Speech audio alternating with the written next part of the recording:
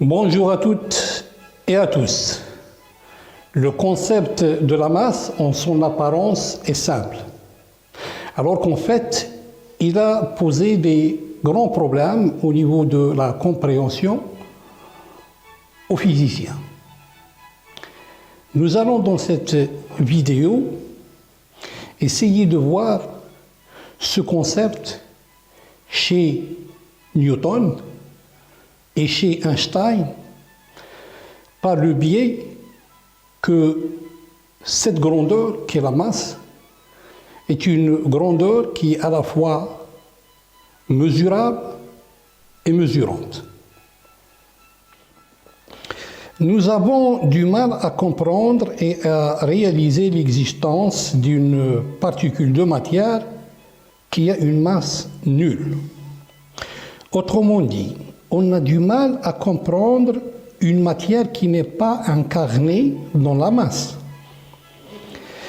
Le meilleur exemple est celui du neutrino, dont l'existence a été postulée en 1930 et la découverte n'a été faite qu'en 1955. Pendant toute une période, la masse du neutrino a été considérée comme nulle. Or, le neutrino est une particule de matière. Et donc, ce résultat, qui était compatible avec les résultats expérimentaux, il choquait tout le monde. En physique, il est difficile, sinon très difficile, de mesurer une masse nulle. Et plus généralement, il est difficile de mesurer une valeur pour une grandeur quelconque qui est nulle, le zéro. Car il y a toujours une bande d'erreur, plus ou moins, à une marge d'erreur. Et dans cette marge d'erreur, il n'y a que des valeurs non nulles. Et donc, il est difficile de mesurer le zéro. En fait, les physiciens ont eu la preuve que le neutrino a une masse non nulle, car le neutrino, envoyé par exemple par le Soleil, a le temps de changer de nature entre le Soleil et la Terre. Et donc, ils ont compris que sa masse est non nulle. C'est ce qu'ils appellent les oscillations de neutrino. Car un zéro, comme on dit, ne change pas. Alors, qu'est-ce que c'est que donc la masse? C'est une grandeur physique mesurable, comme nous l'avons déjà dit. Nous avons du mal à imaginer une masse qui n'est pas substantielle. Nous avons du mal à imaginer une substance qui n'est pas incarnée dans la masse. Masse et substantialité sont inséparables. La masse, bien entendu, est une grandeur qui est mesurable. Alors, en tant que grandeur mesurable, c'est par le biais, en fait, du poids de l'objet ou du système qu'il est mesuré, cette masse.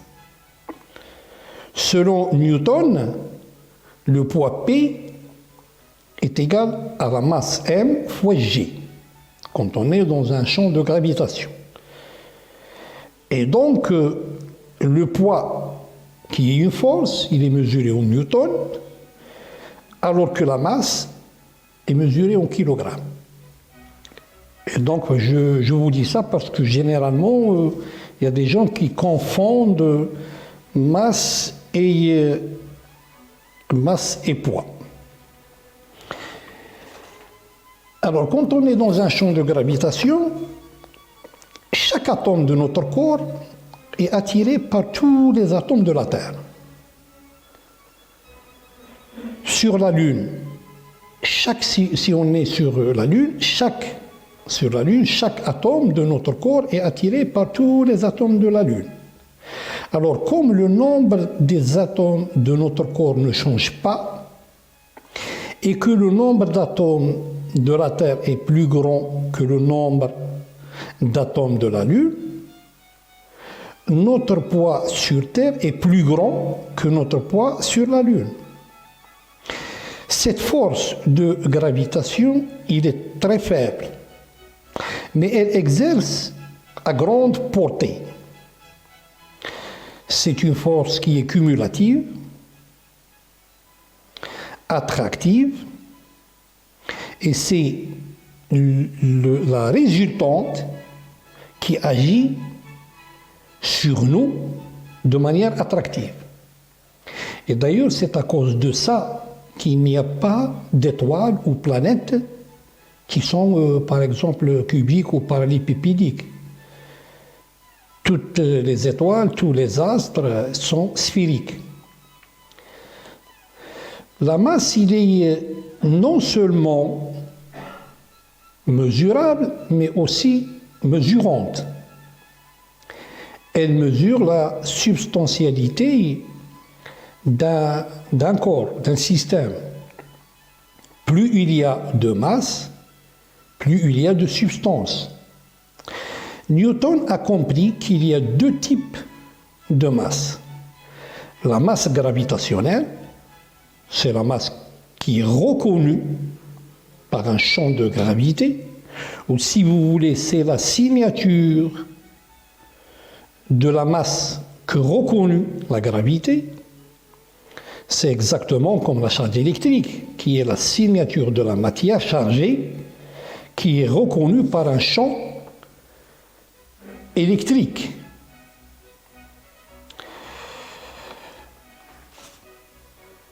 Il n'y a pas en fait, il n'y a pas un seul type de masse.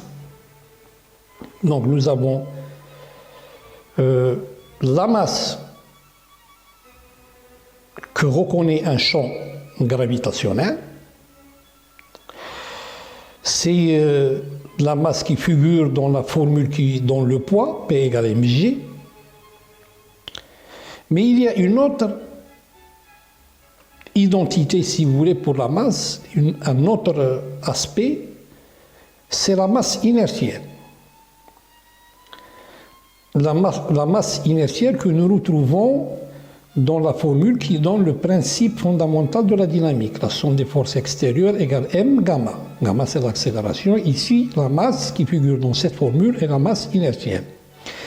La masse inertielle, elle mesure, si vous voulez, l'inertie d'un corps, c'est-à-dire la difficulté de changer le mouvement d'un corps s'il est mobile, ou, si vous voulez, la difficulté qu'il y a à mettre un corps au mouvement s'il est en repos. Et donc, plus la masse inertielle est grande, et plus il est difficile de le mettre au mouvement. Newton a remarqué sans aucune démonstration que la masse gravitationnelle est égale à la masse inertielle. C'est-à-dire que la masse dans la formule P égale mg est égale à la masse qui se trouve dans la formule F égale m gamma. Le mouvement d'un corps, donc, dans un champ gravitationnel, pour Newton, est indépendant totalement de sa masse, dès lors qu'on postule que la masse inerte est égale à la masse gravitationnelle. Et donc, si vous changez la Lune par une balle de tennis, la balle de tennis continue à tourner autour de la Terre exactement comme le fait la Lune. Avec Einstein, il va comprendre qu'il ne s'agit pas d'une égalité, comme dans le cas de la théorie de Newton, mais en fait d'une identité. Ce qui va nous conduire à la relativité restreinte. Alors, en mécanique de Newton, la masse est égale à l'inertie. Mais en relativité restreinte, l'inertie d'un corps n'est plus égale à sa masse. Mais l'inertie, il est égal à l'énergie totale divisée par c carré. Quand le corps est en repos, sa vitesse est nulle, sa masse totale est égale à mc carré. Dans ce cas, l'inertie est égale à la masse. Mais si le corps est en mouvement, l'énergie totale est égale à mc carré, qui est la masse au repos, plus l'énergie cinétique. Donc si on divise par c carré, on retrouve que l'inertie est égale à la masse plus l'énergie cinétique divisée par c carré. Et donc, plus un corps va vite, plus son énergie cinétique augmente, plus son inertie augmente. Et donc, plus il est difficile à le rendre plus vite. Autrement dit, plus le corps va vite, plus il est difficile de le faire aller encore plus vite. Et donc, il y a forcément une limite pour la vitesse. Cette limite, c'est la vitesse de la lumière. Alors, c'est exactement ce qui se passe dans les accélérateurs de LHC. On injecte des hadrons, des protons, à une énergie de l'ordre de 450 GeV, et on les fait tourner, tout en leur donnant de l'énergie tour par tour. En fait, on leur donne de l'inertie à vitesse, on leur donne de l'inertie ou de l'énergie, mais à vitesse constante. Voilà, je vous remercie.